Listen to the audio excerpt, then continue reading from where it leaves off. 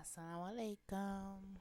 I'm back again today. I like to say thank you to my little two people who comment. One from my daughter, thank you, baby, love you.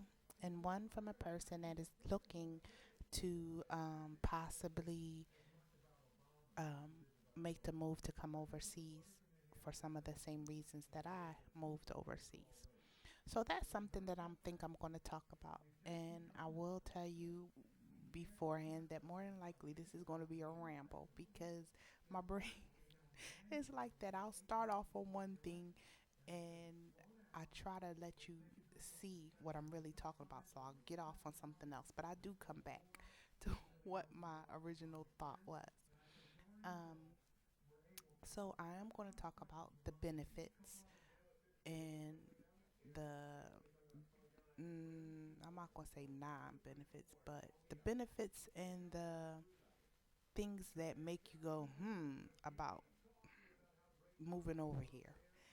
Because there are a lot of things that I personally get from being over here, and then it's not a day that goes by that I don't see something or experience something and say, I'm here for what? And I have to just bring myself back to my choice and why I chose to be here. Um, um, also want to say clearly and make it a point to say that these are my opinions. You may talk with someone else that has a total different idea. You may um, say yourself, oh, it can't be like that. I'm just talking from my experiences, and I'm not going to say that the right views or the wrong views. They're just my views from the way that I've seen it and from things that have happened to me since being over in the three countries that I've been in. Um, so I just want to make that clear because everybody is not going to have the same view as I do, and that's okay. It's all right. So we'll just go from there. So the first thing I want to say is moving over here. If you think that you're going to come to some type of Islamic utopia, stay home because your dreams will be shattered so quickly. The reality of it is, um, this is or these countries are no better off in a lot of ways than where you are right now. If you come to learn Arabic, Egypt is a great place for that. They have a lot of institutes for learning Arabic, and I think in Yemen as well. Those places will do you more better than these Gulf countries if you come to learn Arabic. I think, and even Islam, they'll do you a little bit more better. But if you have a family and you need to work, and these places I think are a little better because the salaries are a lot higher. You'll be able to save money to live off of later. And I mean, that's my goal is, I save some of the money that I make now because if you're blessed enough to get into a good job that pays your rent, hello, I mean, rent is half your check usually, so when you don't have that, you have that money, that extra money that you can save and put away. And then when you're older, because you have no pension, really, so if you don't want to go back to America, you need money to stay over here. So these countries are good for something like that.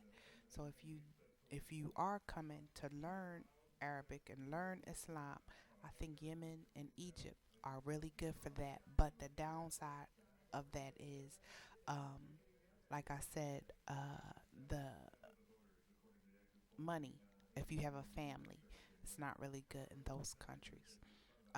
But in any of the countries that you are looking to move to, if you are thinking of some type of Islamic utopia, like I said, it doesn't exist in none of these countries. People are people, and you're a person before you are Muslim. And again, this is my opinion. My opinion is this: Islam and the importance of Islam in your life is a choice. You choose to study, you choose to read, you choose to develop Islamic character, you choose to act and react certain ways because of Islam, in spite of Islam. Um, your personality or who you are comes from your upbringing. It comes from your parents, your surroundings, your environment. Um, and those things help shape you. But your Islam is a choice. And you choose to do some of the things that you will or won't do. And a lot of times, yes, this is a Muslim country, but a lot of the people do not have Islamic character. So that's their choice because they chose not to develop that. And it amazes me. And that is something that during my first trip when I went to Egypt, I really thought of this Islamic utopia, and my heart was crushed when I didn't experience it and see it. I got it from the reverts or converts, depending on what you choose. I saw it from them. I mean, because everyone who was living there, whether they had an Egyptian husband or whatever, or was from America and chose to go to Egypt, it was their choice, and they study Islam and they try to live and breathe and eat Islam. But from the people who, lived Islam their whole life, day in, day out in Egypt, it was a different experience for them.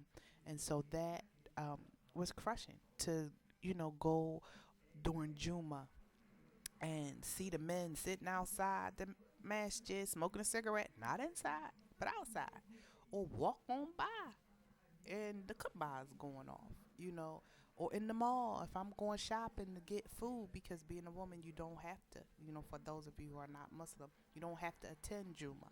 And with me, it's in Arabic here. I don't understand it, so I'm not really getting a lot out of it, but I do try to attend sometimes.